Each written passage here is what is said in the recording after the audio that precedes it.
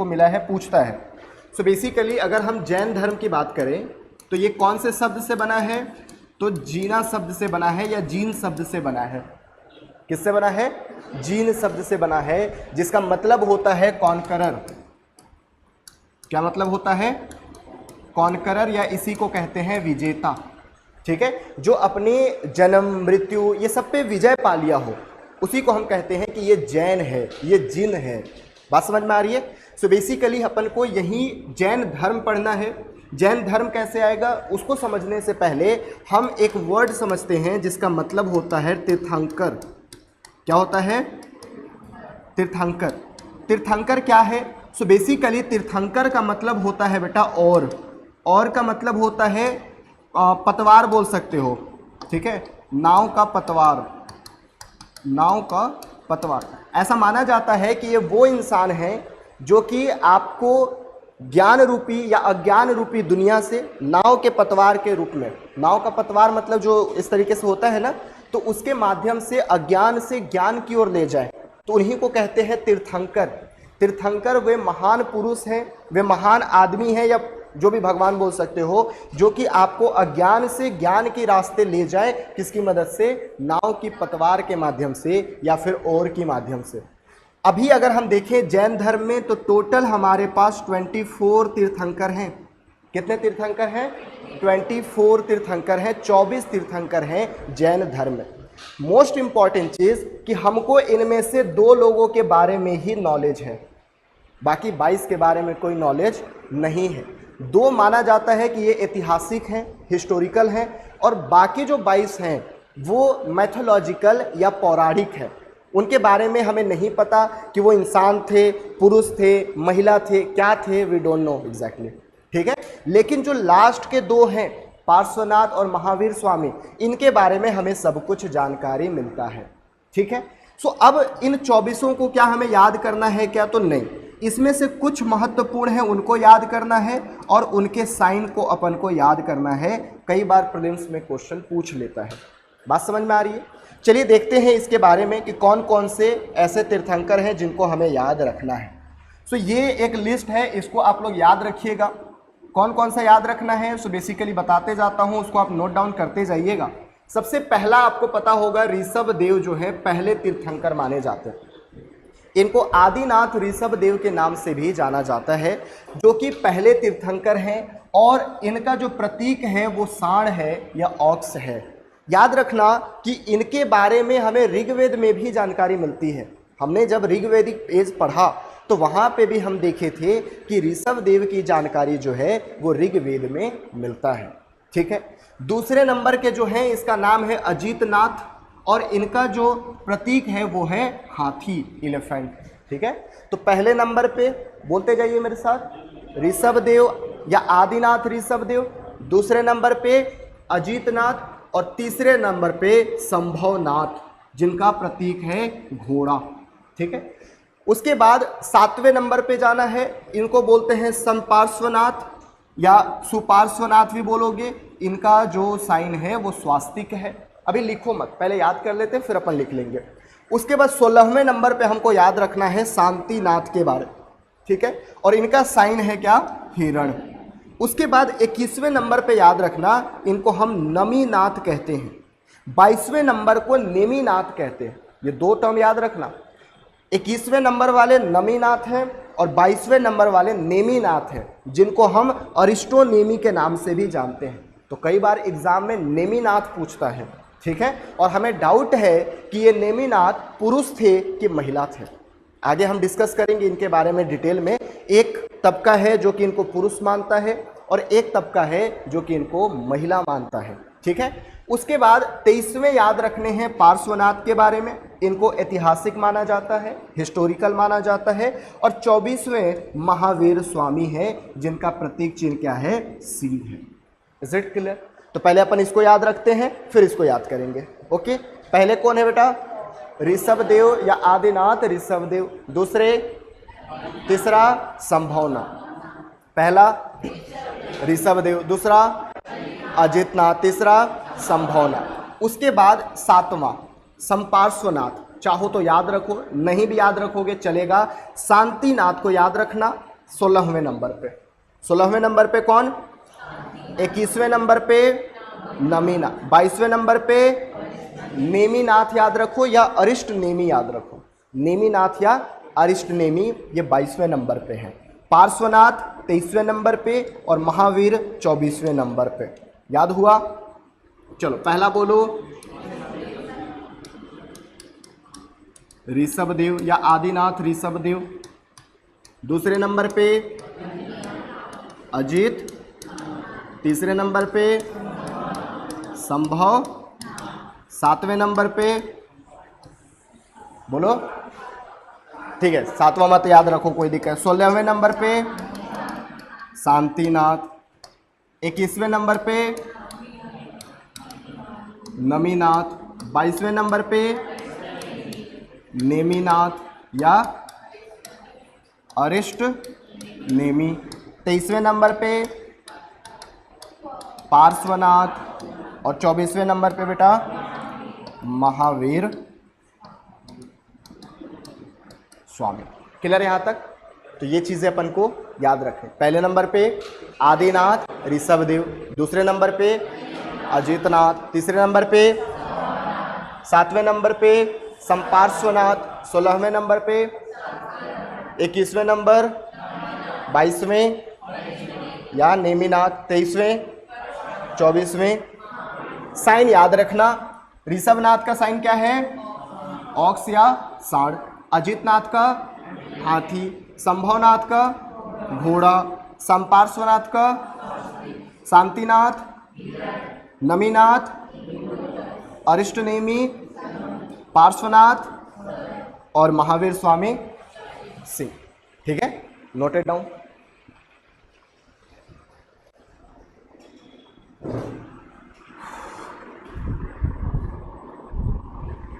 AC कब से खराब है? सैटरडे से।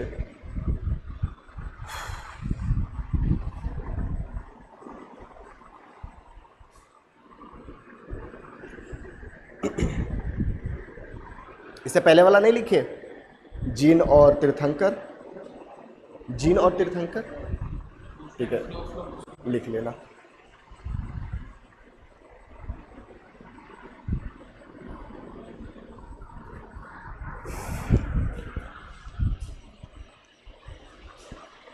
हो जाए तो बताना।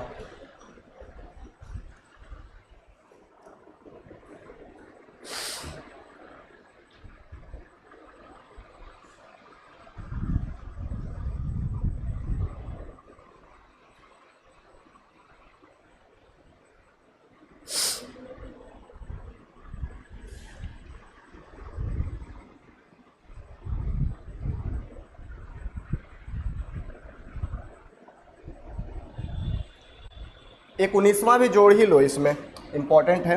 19 नंबर जोड़ लो, मल्लीनाथ। 19 नंबर जोड़ लेना, मल्लीनाथ।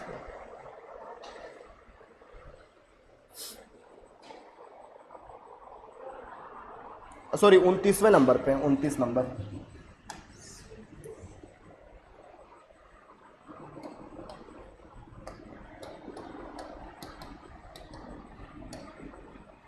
इनका प्रतीक है कलश, मल्लीनाथ। 29, 29, अरे सॉरी 19 ही है, 19 है।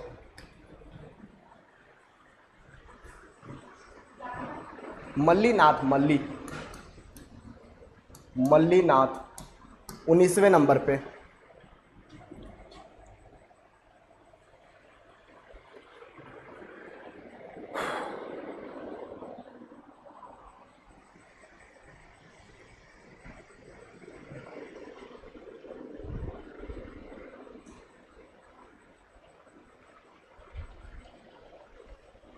हो गया?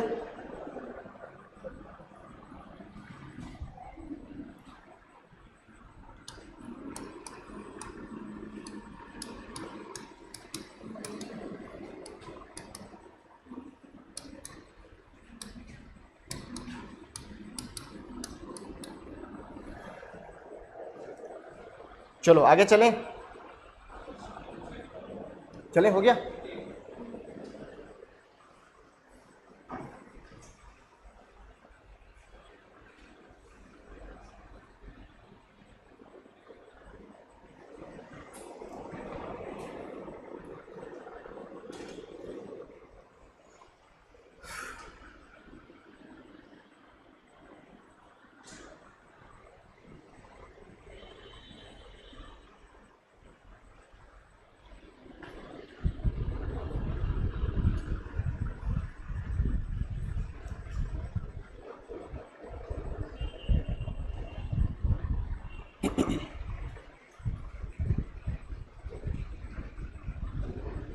हो गया यहाँ तक सबका? ठीक है। तो अभी तक हमने ये देखा कि जैन धर्म कहाँ से आया है, तो जीन शब्द से आया है। जीन का मतलब क्या है? कॉन्करर या विजेता। दूसरा चीज़ हमने देखा तीर्थंकर। तीर्थंकर का मतलब क्या है? ओर या फिर नाव का पतवार। वे ऐसे इंसान या ऐसे भगवान हैं या ऐसे मनुष्य हैं जो कि आपको अंधकार से बोल सकता हूँ अंधकार से प्रकाश की तरफ ले जाएं। ठीक है। अब अपन को ये देखना है कि इनमें से थोड़ा सा हम पार्श्वनाथ के बारे में देखेंगे और उसके बाद महावीर स्वामी पे जाएंगे। General introduction. इनके बारे में हमको नहीं पढ़ना क्योंकि हमें एग्जैक्टली नहीं पता कि ये इतिहास में है कि नहीं है। इतिहास में कोई भी साक्ष्य इनका नहीं मिलता। ये सब पौराणिक कथाओं में मिलते हैं या फिर आप बोल सकते हो कि माइथोलॉजी में हमको इनको देखने को मिलता है।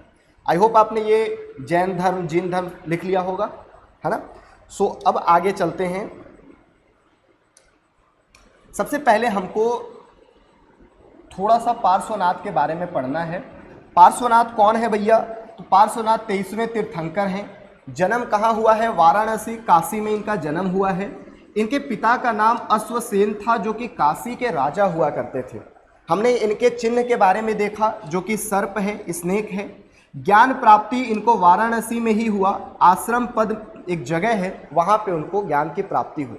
मोस्ट इंपॉर्टेंट चीज़ कि उनको निर्वाण प्राप्त कहाँ हुआ, तो इसको समेध शिखर झारखंड में एक पर्वत है, वहाँ पे इनको निर्वाण की प्राप्ति या ज्ञान की प्राप्ति हुई। इन्होंने 4 चीज़ें दी जो कि आपको याद रखना है। इसको हम कहते हैं 4 प्रमुख व्रत। ठीक है। कौन कौन सा है? अहिंसा, सत्य, अस्तेय और अपरिग्रह। बट इसको अभी हम यहाँ नहीं पढ़ेंगे, एक ही साथ पढ़ेंगे हम महावीर स्वामी में, या फिर आप बोल सकते हो कि 24वें जो तीर्थंकर हैं, यहाँ नहीं, 24वें जो तीर्थंकर हैं उनमें हम एक ही बार पढ़ेंगे। तो पार्श्वनाथ में क्या क्या याद रखना है बेटा? 23वें तीर्थंकर थे। दूसरी चीज़ें, इनका जन्म कहाँ हुआ? काशी, वाराणसी। राजा अश्वसेन उनके पिता थे। सर्प इनका चिन्ह है। आश्रम पद वाराणसी में ज्ञान प्राप्ति हुई और निर्वाण जो है समेध शिखर झारखंड में इनको मिला। ठीक है। तो ये चीजें आप लोग नोट डाउन कर लीजिए।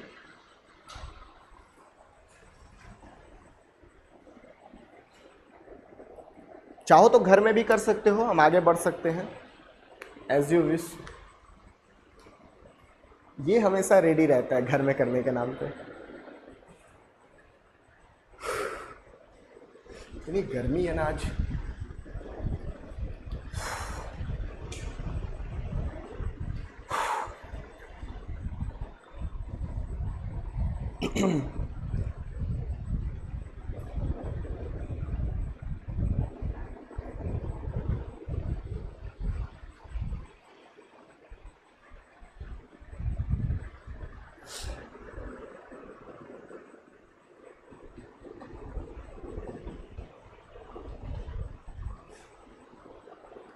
नीचे वाला मत लिखना ना, उसको एक साथ लिखेंगे अपन, उसमें एक और टर्म जोड़ेंगे, ब्रह्मचर्य।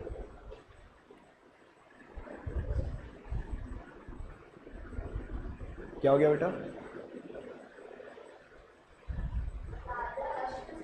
अश्वसेन।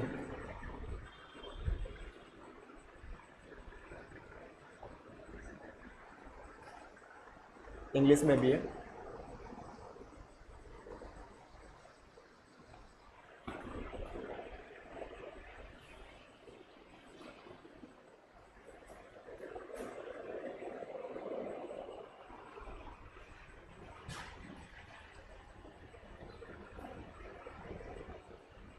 आगे चलें।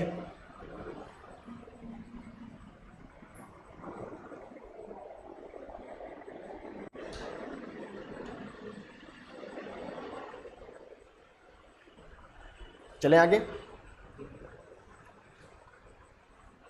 हो गया सबका। अब अपन को पढ़ना है 24वें तीर्थंकर। जैसे हमने गौतम सिद्धार्थ के बारे में सामान्य परिचय पढ़ा था, उनका जन्म, माता पिता, स्थान, ये सारी चीज़ें, वैसे ही हम 24वें तीर्थंकर महावीर स्वामी के बारे में देखेंगे। महावीर स्वामी, इन्हीं को वर्धमान महावीर भी बोलते हैं, तो ये भी पॉइंट आपको याद होनी चाहिए। ठीक है, सबसे पहली चीज़ें, इनका जन्म कब हुआ, बर्थ कब हुआ। चलो, तो आप लोग मेरे को उसका उनका बताओगे तो मैं इनका बताऊंगा। ठीक है, अच्छा है ट्रिक। आप मुझे उनका बताओ, उनका किनका, सिद्धार्थ गौतम का, और मैं इनका बताऊंगा। चलो बताओ, उनका कब हुआ था। हाँ 4, ठीक है, इनका हुआ था 540 बीसी में। ठीक है, इनका जन्म कब है, 540 बीसी में। लिखते जाओ। स्थान क्या है, तो कुंडल ग्राम है।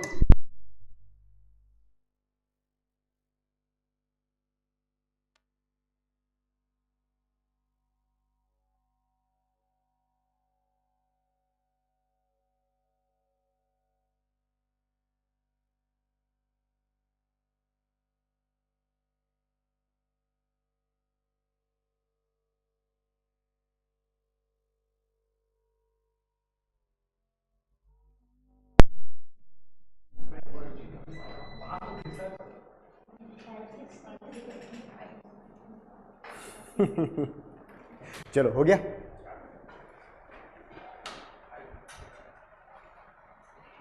बाहर पढ़ें क्या, आधा भींग चुका हूं मैं, आधा भींगना बाकी है।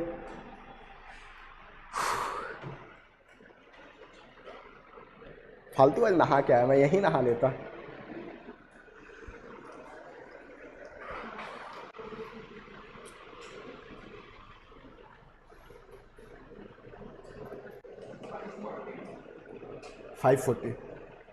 लिखते जाओ, लिखते जाओ, मैं बोलते जाता हूँ। स्थान कुंडल ग्राम, वैशाली बिहार। स्थान कुंडल ग्राम पे हट जा।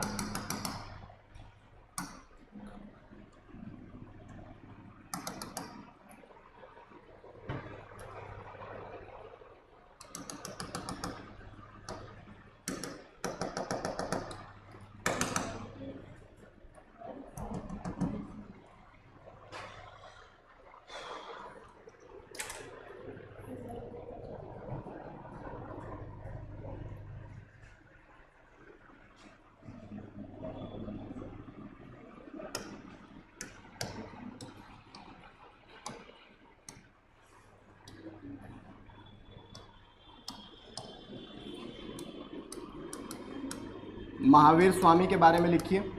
सबसे पहला हमने क्या देखा, जन्म, बर्थ कब हुआ था, 540 बीसी में। स्थान क्या है बच्चे, कुंडल ग्राम। ये कहाँ पे पड़ता है, तो ये वैशाली में पड़ेगा। कहाँ पे है, ये बिहार में है। ये पॉइंट आपको याद रखने हैं। तीसरी मोस्ट इम्पॉर्टेंट चीज़, इनका वर्ण क्या था, तो ये भी क्षत्रिय वर्ण है। ठीक है, ये पॉइंट अपन पहले भी डिस्कस कर लिए हैं कि क्यों ऐसा हो रहा था। ठीक है, नेक्स्ट लिखिए वंश, वंश क्लैन, तो ये ज्ञातृक वंश है।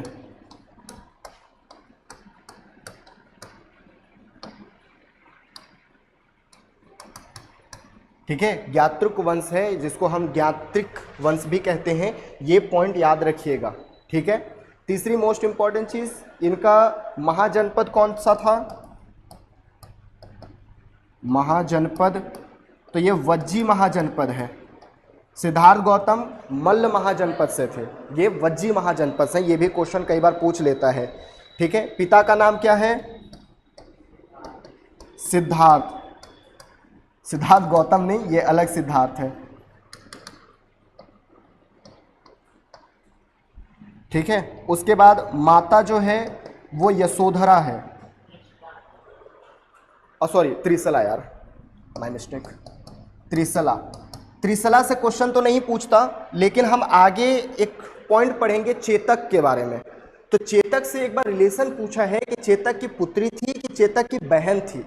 ठीक है, तो याद रखना यहाँ पे कि ये चेतक की बहन थी, पुत्री नहीं थी। पुत्री के बारे में हम आगे पढ़ेंगे। ठीक है, तो ये लिख लीजिए, लिच्छवी के शासक चेतक की बहन थी। उसके बाद पत्नी लिख लीजिए, पत्नी है यशोदा। यशोदा को और भी नामों से जाना जाता है, वैसे जरूरी नहीं है। इनकी पुत्री का नाम लिख लीजिएगा अन्नोजया। इन्हीं को प्रिय दर्शना भी कहा जाता है, प्रिय दर्शना भी कहा जाता है। इनका जो दामाद हुआ वो था जमाली, और जमाली इनका प्रथम शिष्य भी था, ये भी पॉइंट याद रखिएगा, ये प्रथम शिष्य भी था। बेटा इनकी जो मृत्यु होती है वो होती है 468 बीसी में पावापुरी में, पावापुरी में। ठीक है, तो इतना पॉइंट आपको याद होनी चाहिए। वाइफ का नाम त्रिशला, सॉरी यशोदा, माता त्रिशला थी, यशोदा।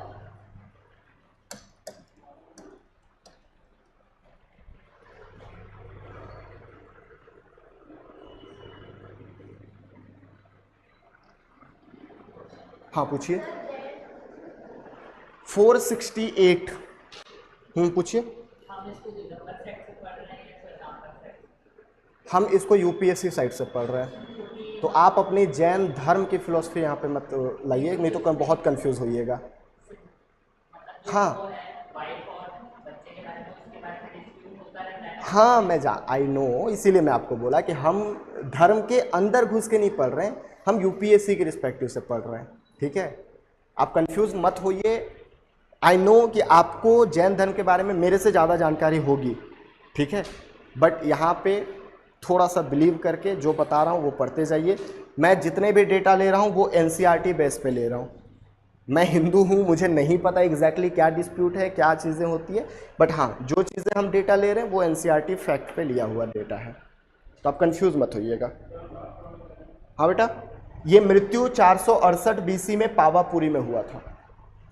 यहाँ मैं एक फैक्ट और लिखवाऊंगा, कई किताबों में 578 या 576 के आसपास भी इनका मृत्यु डेट दिया गया है, तो वो अलग ब्रांचेस में देखते हैं हम, बट अभी के लिए याद रखिए 468 बीसी में पावापुरी में इनकी मृत्यु हुई थी। ठीक है, तो एक बार रिवाइज कर लेते हैं अभी तक हमने क्या पढ़ा। महावीर स्वामी जो है वो 24वें तीर्थंकर हैं, जिनको हम वर्धमान महावीर के नाम से भी जानते हैं। बेसिकली इनका जन्म 540 बीसी में हुआ था, और स्थान जो है वो कुंडल ग्राम वैशाली बिहार में। वर्ण इनका क्षत्रिय है, वंश जो है ज्ञात्रुक, जिसको ज्यांत्रिक बोलते हैं इंग्लिश में, और हिंदी में ज्ञात्रुक बोलते हैं। महाजनपद वज्जी है, पिता सिद्धार्थ थे, माता त्रिशला थी, जो कि लिच्छवी के शासक चेतक की बहन हुआ करती थी। पत्नी इनकी यशोदा थी, जिससे उन्हें पुत्री एक प्राप्त हुई थी, जिनको अन्नोजया या प्रिय दर्शना के नाम से जाना जाता है। दामाद जमाली थे, और मृत्यु इनका 468 बीसी में पावापुरी में हुआ था। आई होप यहाँ तक क्लियर होगा। हाँ बेटा,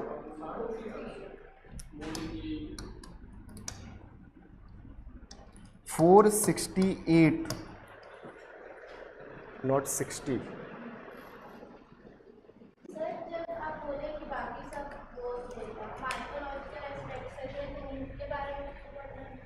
उनके बारे में क्यों पढ़ रहे हैं? क्योंकि मैंने फर्स्ट क्लास में ही बताया था कि हिस्ट्री सिर्फ फैक्ट नहीं होता, हिस्ट्री में 40% चीज़ें फैक्चुअल चीज़ें होती है और कहावतें बहुत चलती है। महाभारत और रामायण हम क्यों पढ़ते हैं? क्योंकि वो भी तो माइथोलॉजी है। माइथोलॉजी का मतलब मैंने कभी नहीं बोला है कि झूठ होता है। माइथोलॉजी का मतलब है कि ना तो झूठ ना तो सच, तो पढ़ना तो पड़ेगा ना, हो सकता है कल के दिन सच हो जाए। ठीक है, तो जब हम धर्म पढ़ते हैं तो हम उन धार्मिक चीज़ों को लेके पढ़ते हैं। तो उन धर्म में माना गया है कि 24 तीर्थंकर हैं, तो हम कैसे छोड़ दें? हम सिर्फ 2 तीर्थंकर तो नहीं पढ़ सकते। हालांकि हमें इतिहास में 2 के बारे में ही जानकारी मिली है, बाकी के बारे में कोई जानकारी नहीं है इतिहास में। माइथोलॉजी में तो है ना, भगवान कृष्ण के बारे में हमको थोड़ी जानकारी है इतिहास में, माइथोलॉजी में तो है ना, इसलिए तो पढ़ते हैं। ठीक है, तो ये चीज़ें आपको समझनी पड़ेगी कि इतिहास में सिर्फ और सिर्फ हम इतिहास को लेके नहीं चलते, हम माइथोलॉजी को भी लेके चलते हैं, जो कि हमारे लिए बहुत महत्वपूर्ण होता है। यहाँ तक क्लियर है आपको?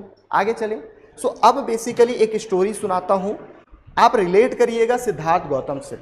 जिस तरीके से सिद्धार्थ गौतम 29 की एज में घर त्यागे थे, उसके बाद वे महाव्रजक बने। महाव्रजक बनने के बाद उन्होंने श्रमण परंपरा धारण किया। आपको थोड़ा सा 2 मिनट समझ में नहीं आएगा, मैं आगे आऊँगा तब समझाऊंगा, अभी हम पुराना क्लास को रिवाइज कर रहे हैं। सो बेसिकली 29 की एज में सिद्धार्थ गौतम ने अपना घर त्यागा था ज्ञान प्राप्ति के लिए, और वे परिव्रजक कहलाए। उसके बाद उन्होंने कुछ सालों बाद श्रमण परंपरा धारण किया।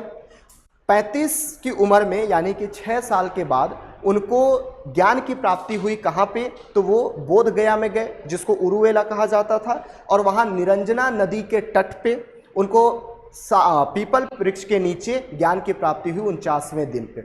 यहाँ पे थोड़ा सा स्टोरी को आप रिलेट करिएगा। इन्होंने घर त्यागा था अपने बड़े भाई नंदीवर्धन के आज्ञा पाकर। नंदीवर्धन से इन्होंने आज्ञा लिया। हालांकि सिद्धार्थ गौतम किसी को नहीं बताए थे, ना तो अपनी बीवी, ना ही बच्चे को, ना पिता को।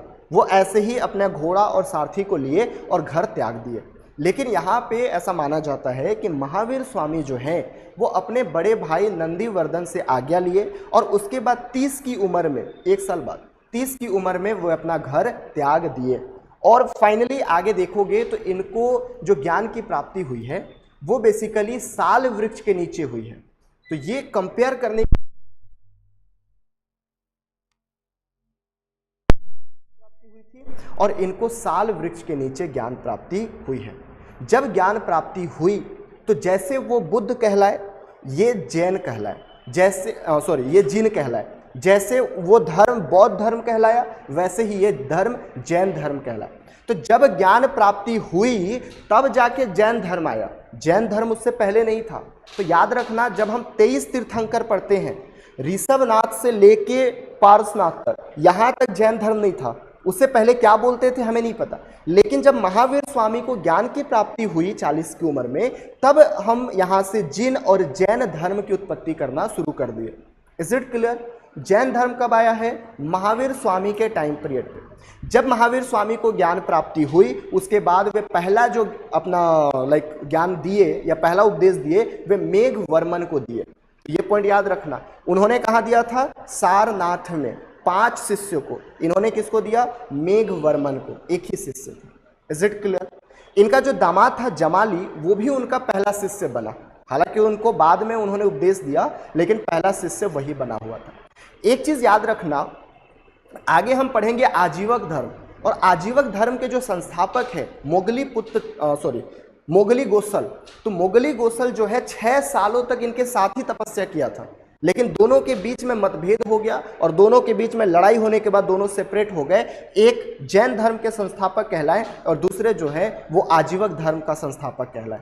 बात समझ में आ रही है? तो ये पॉइंट याद रखिएगा कि मोगली गोसल जो हैं, जो हम आजीवक धर्म पढ़ेंगे, उनके संस्थापक 6 सालों तक महावीर स्वामी के साथ ही अपना तपस्या किए थे। Is it clear? Any doubt? उसके बाद, अब ये तो नौटंकी कर रहा है, तो मैं आपको ओरली एक बार कहानी सुना देता हूँ। उसके बाद हुआ यूं, जैन धर्म के फ्लरिश ना करने का भी एक बहुत बड़ा रीजन है। जिस तरीके से हमने देखा कि जैसे ही सिद्धार्थ गौतम की मृत्यु हुई 483 बीसी में, सबसे पहला ही शासक उनको मिल गया अजातशत्रु। अजातशत्रु बहुत ही ताकतवर था, बहुत ही क्रूअल राजा था। जब हम पढ़ेंगे अजातशत्रु के बारे में तो मैं आपको बताऊंगा। अजातशत्रु ने पहले उसी साल, जिस साल सिद्धार्थ गौतम की मृत्यु हुई, उसी साल पहला बौद्ध संगीति हो गया। उसके 100 साल के अंदर दूसरा बौद्ध संगीति, फिर 250 में तीसरा बौद्ध संगीति, उसके कुछ सालों बाद फिर देखते हैं हम चौथा बौद्ध संगीति। लेकिन जैन धर्म में ऐसा नहीं हुआ। जैन धर्म में सबसे पहला जो शासक था, जिसका पढ़ेंगे कि ये वो शासक था जो कि चाणक्य की मदद से सत्ता धारण करता है और नंद डायनेस्टी के अंतिम शासक धनानंद को ये मार देता है।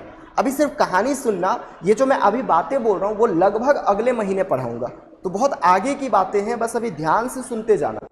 चंद्रगुप्त मौर्य के टाइम पीरियड पे, लगभग इनका टाइम पीरियड अगर आप देखोगे तो 322 से शुरुआत होता है और 298 तक चलता है। ठीक है?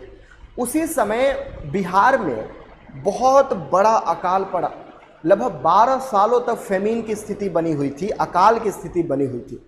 समझ नहीं आ रहा था कि इस सिचुएशन से कैसे बचा जाए। उसी समय जैन धर्म के दो बहुत बड़े अनुयायी हुए, एक को हम कहते हैं भद्रबाहु और एक को कहते हैं स्थूलबाहु। चंद्रगुप्त मौर्य गए भद्रबाहु के पास और वो बोलते हैं कि हम एक काम करते हैं, जनता को लेके दक्षिण की तरफ चले जाते हैं ताकि जब फेमीन खत्म होगा तो हम फिर वापस आ जाएंगे। आधे लोग अगर जनता नीचे चले जाएगी साउथ की तरफ तो हो सकता है कि ये फेमीन जो कि अकाल है वो जल्दी खत्म हो जाए। यही कारण है कि चंद्रगुप्त मौर्य और भद्रबाहु दक्षिण में कर्नाटक में चले गए और कर्नाटक में जो जगह है उसका नाम है श्रवणबेलगोला। श्रवणबेलगोला में उन्होंने जैन धर्म अपनाया और जैन धर्म के ही एक परंपरा होती है जिसको हम सलेखना विधि कहते हैं, इसको हम संथारा विधि भी कहते हैं। ये एग्जाम में पूछा गया है। सलेखना विधि का मतलब होता है तब तक अनाज और जल ग्रहण नहीं करना जब तक कि हमारी मृत्यु न हो जाए। मृत्यु न होते तक अन्न और जल ग्रहण न करना, यह संथारा विधि या संलेखना विधि कहलाता है। और इसी के माध्यम से 299 बीसी में इनकी मृत्यु हो गई। जब मृत्यु हुई तो भद्रबाहु खाली हो गया था चंद्रगुप्त मौर्य के साथ, तो भद्रबाहु वापस आ जाता है उत्तर भारत में। ठीक है, अब यहाँ पे थोड़ा सा डिस्प्यूटेड है, यहीं से जैन धर्म दो हिस्सों में बंट जाएगा। एक जो कि कई किताबें कहती हैं या कई समुदाय कहता है कि स्थूलबाहु जो ऊपर में था, देखिए मैं दो स्टोरी बताऊंगा तो लड़िएगा मत कि कौन सा सही है। स्टोरी है, कैसे हुआ किसी को नहीं पता। कई किताबें इस स्टोरी को लेके चलती हैं, कई किताबें इस स्टोरी को। तो ऐसा माना जाता है कि जब अकाल पड़ा था तो उस समय सब लोग ऐसे नंगे ऐसे घूम रहे थे, किसी के पास कपड़े पहनने के पैसे नहीं थे। और जैन धर्म का एक मत था कि जैन धर्म में कपड़े हम वस्त्र धारण नहीं करेंगे। ठीक है, वस्त्र धारण करने का ऐसा कोई उनका वो नहीं था। सो बेसिकली स्थूलभद्र जो है उन्होंने आदेश दिया कि जितने लोग जैन धर्म को फॉलो कर रहे हैं वो व्हाइट कपड़े या श्वेत वस्त्र धारण कर सकते हैं। जब भद्रबाहु दक्षिण से बाहर आए, दक्षिण से उत्तर में आए, मगध में आए, तो उन्होंने देखा कि यहाँ तो जैन धर्म जो हमारे महावीर स्वामी कह के गए थे वो तो सारा चीज हो ही नहीं रहा है, यहाँ तो सब कुछ चेंज हो गया। और इसी समय दोनों के बीच में मतभेद होता है। इसी समय 298 बीसी में पहला जैन संगीति होता है बिंदुसार के नेतृत्व में। Who was Bindusara? Bindusara was a son of Chandragupta Maurya who was a follower of Ajivika, but उन्होंने जैन संगीति स्थापित किया। हालांकि वो आजीवक फॉलोवर थे, लेकिन जब पिता की मृत्यु हुई तो उसके बाद उन्होंने जैन संगीति बुलाया। और इसी समय दोनों के बीच में डिस्प्यूट होता है। स्थूलबाहु जो है कुछ अलग कहते हैं, भद्रबाहु कुछ अलग कहते हैं, और इन दोनों में मतभेद के कारण यहीं पे जैन धर्म दो हिस्सों में बढ़ जाता है। एक को कहते हैं श्वेतांबर और एक को कहते हैं दिगंबर। हालांकि एक कॉन्सेप्ट अलग भी है जो कि मैं डिस्कस करूंगा। वो कॉन्सेप्ट ये है, अभी थोड़ा सा बता देता हूं। वो कॉन्सेप्ट ये है कि श्वेतांबर जो है ये मानते थे कि निर्वाण बेसिकली यहाँ पे नहीं बोलोगे, कैवल्य बोलोगे। जिस तरीके से वहाँ हम निर्वाण बोलते थे उसी तरीके से यहाँ पे कैवल्य बोलेंगे। तो इनका मानना था कि कैवल्य सिर्फ और सिर्फ पुरुष ही धारण कर सकते हैं, कैवल्य उनको प्राप्ति हो सकती है। ठीक है, ये श्वेतांबर का कहना था। ये दिगंबर का आई थिंक कहना था, दिगंबर का था ना, हाँ दिगंबर का कहना था। श्वेतांबर का कहना था कि ऐसा बिल्कुल नहीं है, कैवल्य पुरुष और महिला दोनों हासिल कर सकते हैं। ठीक है, अब इसके पीछे का लॉजिक है। मैंने आपको 19वें तीर्थंकर मल्लीनाथ के बारे में बताया था। मल्लीनाथ का एक तबका मानता था कि ये महिला है और दूसरा तबका मानता था कि पुरुष है। दिगंबर कहता था कि ये पुरुष है और इनको कैवल्य प्राप्ति हुई तभी तीर्थंकर बने, यानी महिला को कभी भी कैवल्य नहीं मिल सकता। श्वेतांबर मानते थे कि मल्लीनाथ जो हैं, जो हमारे 19वें तीर्थंकर हैं, वे महिला हैं। और एक बार आपने जब मान लिया कि मल्लीनाथ महिला है और वे तीर्थंकर हैं, मतलब कि उनको कैवल्य प्राप्ति हुई, तो जब महिला तीर्थंकर बन गई मतलब महिलाओं को भी कैवल्य प्राप्ति हो सकती है। तो मैंने दो चीजें बताई, क्यों श्वेतांबर और दिगंबर अलग अलग बटे। आई होप आपको समझ में आया होगा। हम सबको फिर से पढ़ेंगे, है ना, लाइट नहीं आ रहा है इसलिए मैं थोड़ा सा स्टोरी के फॉर्म में आपको बता रहा हूँ। तो यही है पूरी कहानी श्वेतांबर दिगंबर जैन धर्म की। जैन धर्म में मात्र 2 ही बौद्ध संगीति हुआ, पहला 298 बीसी में बिंदुसार के नेतृत्व में, और दूसरा जो हुआ है वो 512 एडी। सोचो 298 बीसी, 3rd सेंचुरी बीसी यानी पहले, और 512 एडी, लगभग 800 सालों के बाद हुआ। अब सोचो कि हमने एक पार्टी बना लिया और हम मिल ही नहीं रहे, तो वो पार्टी चलेगा? यही कारण तो है ना भैया कि जैन धर्म फ्लरिश ही नहीं हो पाया। दूसरा जो बौद्ध संगीति है वो चालुक्य शासक थे गुजरात के, उनके नेतृत्व में ही वल्लभी गुजरात में हुआ था, उसके बारे में हम पढ़ेंगे। यहाँ तक क्लियर है? एक स्टोरी मैंने आपको बता दिया, अब इसको हम डिटेल में कल करेंगे क्योंकि आज ये कंटिन्यू करने नहीं देगा। हाँ, प्रथम शिष्य हम जमाली को मानते हैं, लेकिन उन्होंने उपदेश जो दिया वह मेघ कुमार को दिया या मेघ वर्मन को दिया। बात समझ में आया? दामाद था और प्रथम शिष्य भी था। ठीक है, कौन? तीर्थंकर बनने से पहले शिष्य? क्या मैं यूपीएससी का प्रिपरेशन कर रहा हूं और तुम मेरे शिष्य हो, ऐसा हो सकता है क्या? टीचर बना तब तो आप स्टूडेंट बने ना, वही ये बात है। किसी को कुछ पूछना है तो पूछ लो।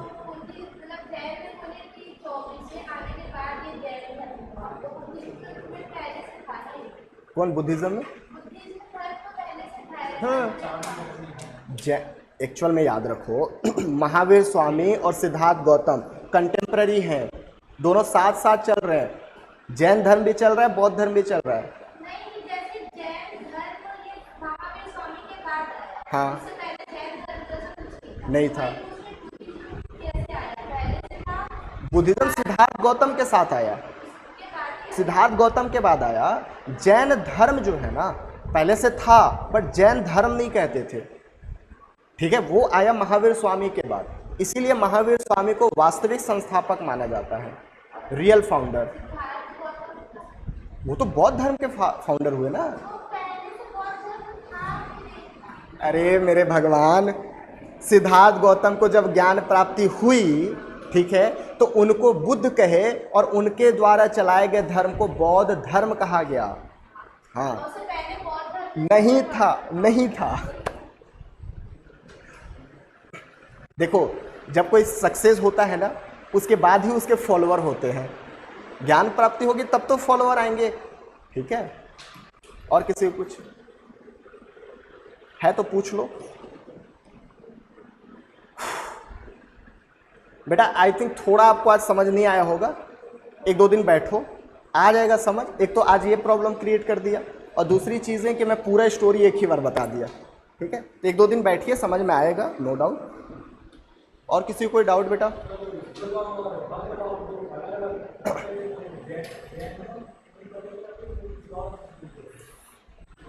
जैन धर्म पढ़ रहे हैं तो जैन के ही बंटवारा होगा ना।